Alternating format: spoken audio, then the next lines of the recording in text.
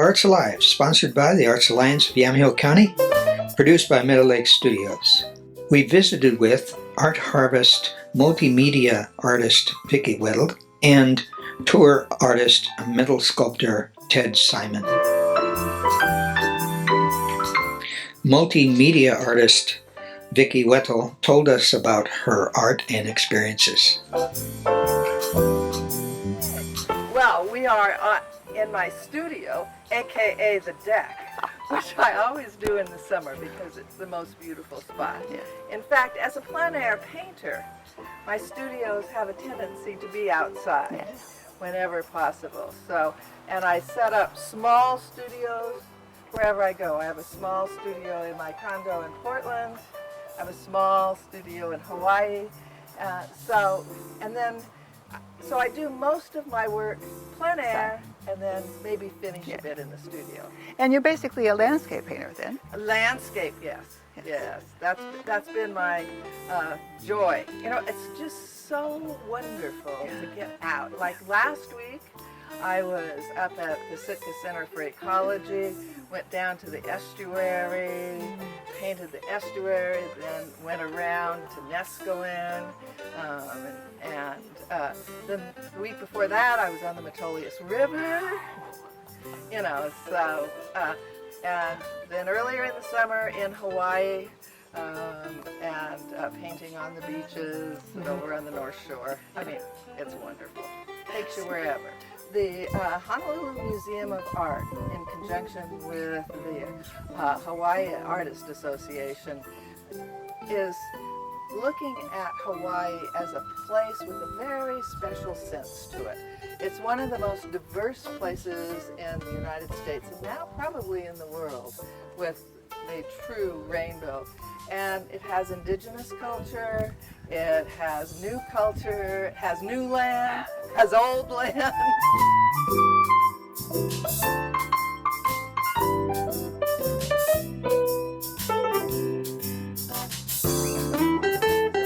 Hani, or that's Hawaiian for sense of place, where you're grounded.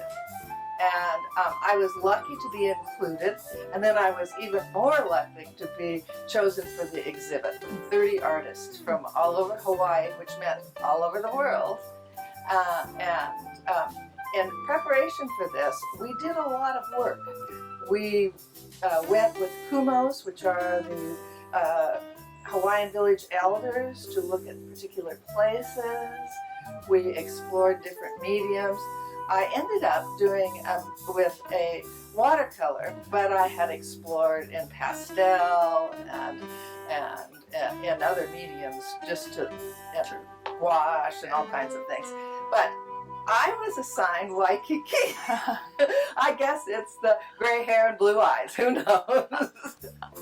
But one of my special places in Waikiki is the Royal Hawaiian. That's where my sisters were married. That's where my father came in 1942 and met my mother. So this was all quite exciting. And so my painting was looking out of the Royal Hawaiian to my other favorite Hawaiian landmark, the Diamond Head, or Ahe, as we call it in Hawaii. So that was really fun. Yeah. And I got to, it was a fabulous experience all around.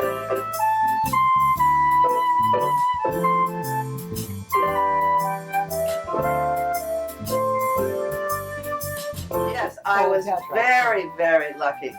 Last summer, I went to 3 wonderful places. The Monet's Garden has a residency every summer. They take 8 students 4 times in the summer. And you are allowed to go in the garden at 6 a.m. in the morning with the first gardeners, paint, photograph, which is another one of my passions, and till 8:30. And then you get to come back at 5:30 till dusk. It is the most overwhelming experience I have ever had. And I will never look at a water lily or a flower or a bridge. But the thing that struck me was that the dahlias that I have growing in my garden are growing in Monet's garden. These fantastic. I was there in September, so they were in full bloom. And that was really exciting.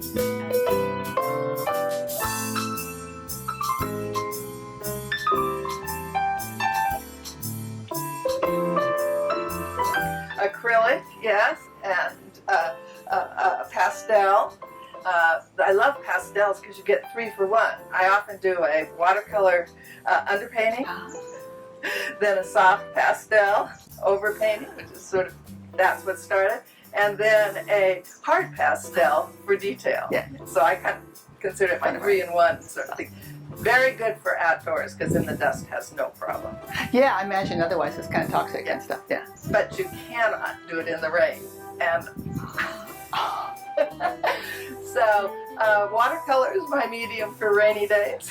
And acrylic is just plain fun. Now I'm experimenting with some interesting ones here, and those are some transparent acrylics from Chroma in Canada, in Vancouver. It's a small company that is making very exciting acrylics. So you have the fast drying, and yet you have that really lovely transparency. Nice. But you can't do the things you can with watercolor.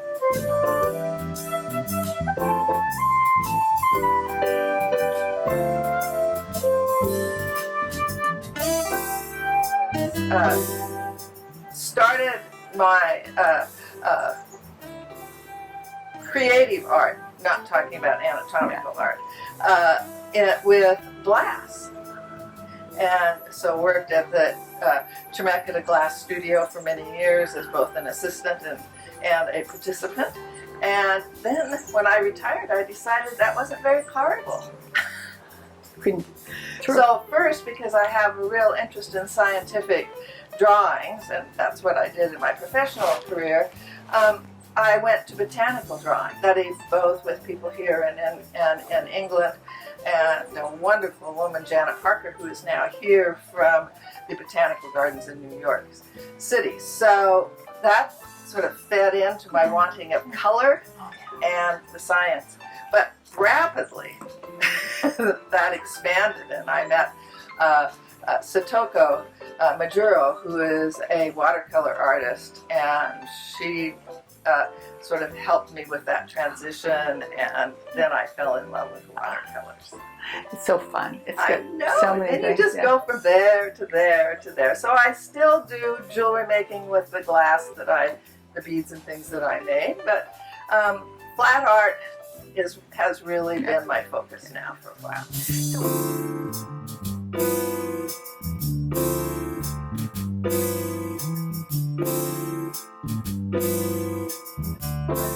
I have been going to the tour for years, and now to be on it is so exciting. So, well, weather permitting, they will see this studio. And inside I will have works both of glass and flat art for people. And, you know, I think that this is just sort of inspirational. So they'll see a lot of what I have done and my progression. So that's what I like people to see, because, you know, people don't think they can do art.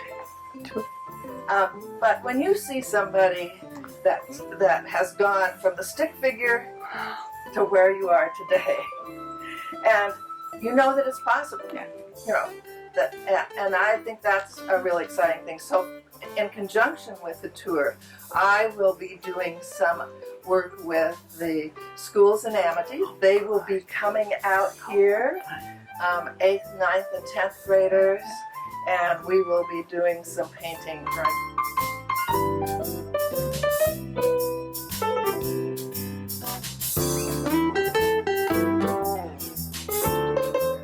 A feeling about the artist and where you do art, and that it doesn't have to be this fancy studio. That can be done anywhere. And I think that my plein air experience has really taught me you can set up and do art just about anywhere.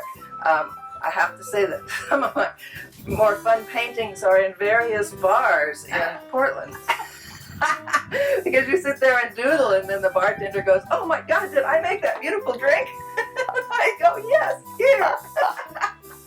Fun. So it's a very interactive thing. I think that's a lot of fun. That's so good. I am excited for people to have that same feeling about intimacy with art and an artist. But when I retired, I said, I don't think medical anymore. You just want to play. I just want to play. And I found that was, so I think landscape, impressionistic landscapes, a bit of, I love to come out here with the acrylics and just do some abstract because, you can do anything. You've got these pools of colors. And some of my mentors in painting, especially in landscape paintings, were early on were people like Emily Carr, who went places, stayed places, and learned about them. That's one of the things that I was doing in Hawaii. And I often end up with very colorful paintings. But I think that we've just seen so many. Now we're lucky because we have access to those women artists that we did not have. My great aunt was an artist in the La Jolla School in California in the 1920s. She did exclusively flowers. I think as far as I know, that part of the family has only done flowers. So the money was at those times? Yeah. For women, anyway? Yes, for women. That was it. And I think it was one of my real resistance to watercolor at the beginning was because I had this vision of 18th century women with their little thing like that. Yeah. And it wasn't until Satoko showed me that the scope of wet on wet and what you could do with it that I said, oh yeah, well, okay, I can do that. I finally learned, I spent a lot of time for several years chasing the sun. And I finally realized that one of the things that you have to do is just do it where you are, when you are, and quickly. And then if you want to do something else, do another painting. Metal sculptor Ted Simon talked about his tools and his love for working with metal. We've been doing this metal stuff for like 20, 30 years. I had my first metal shop when I was a little kid, got in an old horse barn, carriage barn. It was about the size of a one-car garage, and we used to go and get the old plywood from the signs that they put up. That was the floor in the building. Propped it back up with a bunch of stuff, pulled on it with a rope and a come along and straightened the building up, put some stuff from the signs up, and that's what we started with. We built all kinds of little artistic metal things, folded things, trees. We bought a gas welder, started welding stuff together with the gas welder. Then we bought a Synchrowave Miller TIG welder, and then we finally got enough money to where we could build a little garage.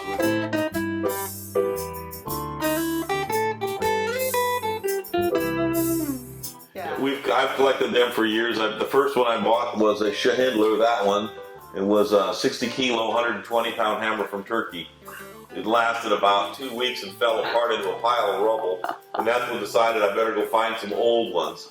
So we went out and actually found that Chambersburg. We found a Chambersburg 300. And then we ran that. We ran some Nazels and some other things. And then eventually we went to China and actually got them to make, they make copies of Chambersburgs in China because that's what they got during World War II. Russians got copies of Nazels. So the Russians made a copy of the Nazel and the Chinese made a copy of the Chambersburg.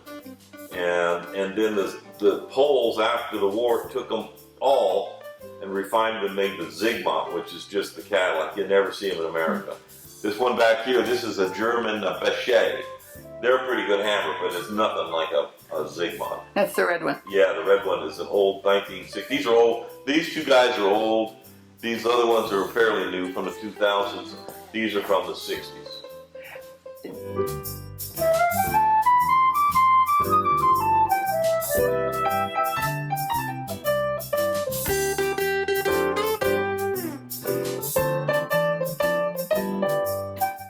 The fact that they're a free-forming tool and it's up to the person who operates it to get something out of it. It's just exactly like a hammer. It's a flat thing, and it's all the skill of the operator and the things that he makes to form the shapes. All the shapes are dependent on the operator. That's all it does. It's what you shove underneath that hammer to make it do the tricks, or what you compress underneath that hammer. You know, like this blue one on the side here, that's a 6,000 pound Pacific press, and it forms and bends. How are you going to bend 1 inch cold steel? Impossible. Yeah. You know, that shoves it around like it's one of these things of pipettes that they use for cleaning your pipe out with. Just shoves 1 inch material around like it's just butter. Just bends it all over the place.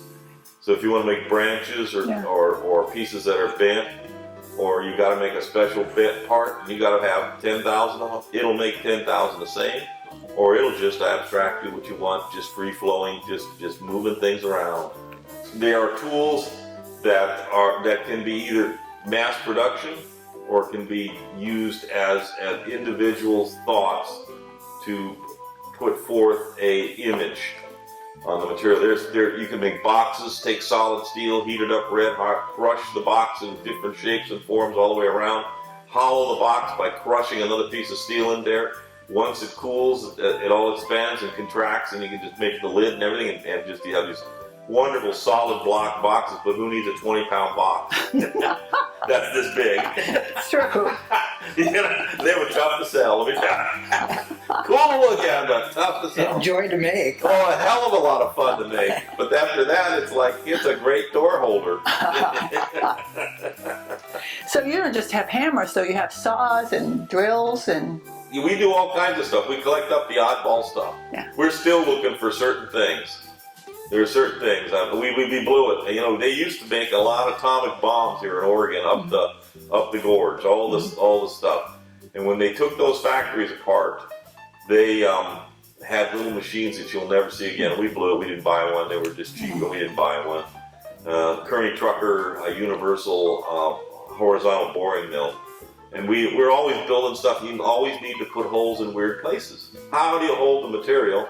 How do you get to it? With one of them, you just go to it. It just does it. Yeah. It's a real trick. It's kind of like these things here. Like this Van Norman does fairly interesting things. The Brown and Sharp does some interesting things. Those machines can shape and form the dies and things that you need when you're actually making, you know, a project. Let's just say we're going to make some acorns or olives. You figure out the contraction and expansion and the volume. You can just make the die over and over again.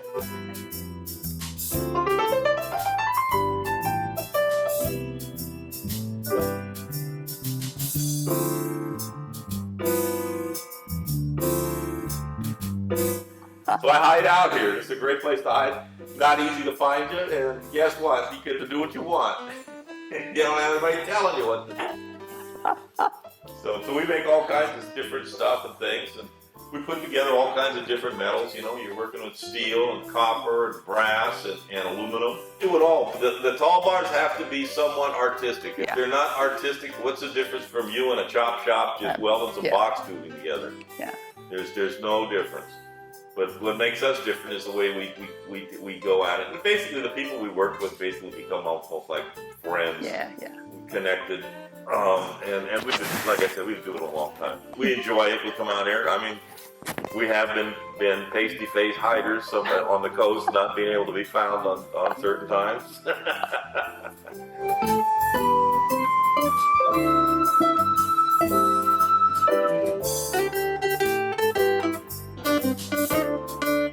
This is the second year.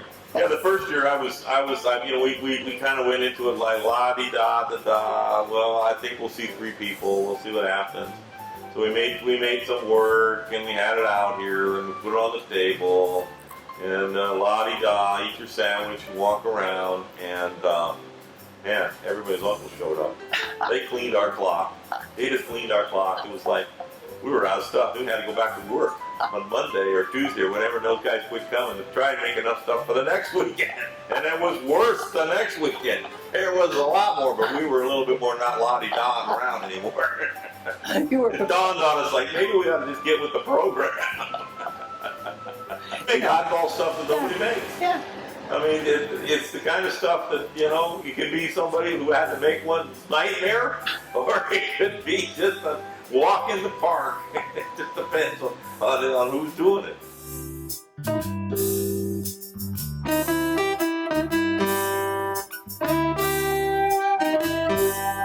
Yeah, we had the kids from Dayton. We actually made a gate. Mitch just sold that gate for $700. Had a little cattail reed gate. He had it in the state fair. We won some stuff at the state fair. The kids came over and made bowls and vessels, but he brought a lot of kids. I mean, he brought 20 kids.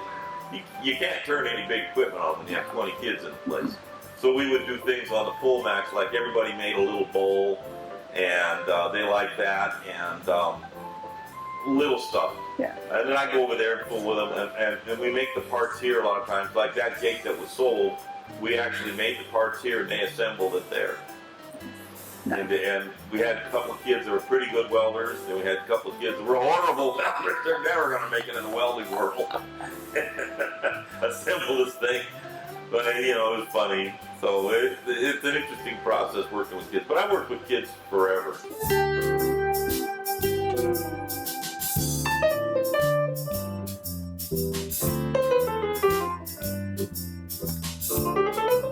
We always got a project. You know what? If you're gonna all my buddies who laid down and died, they all died because they just basically gave up. You don't give up. I have a friend who just passed away here last week. He was about 89 years old, still fixing diesel engines. Yeah, it's fun. I mean, we would, you know, it's conceptually, you dream up the weirdest projects and you build all kinds of stuff, and things are it's always a challenge. And that's really what you want to do. You want to wake up with a challenge. Every morning you want to wake up and have something new, or something stupid or whatever. And we were always doing, you know, we talked to lots of people about really interesting, crazy things.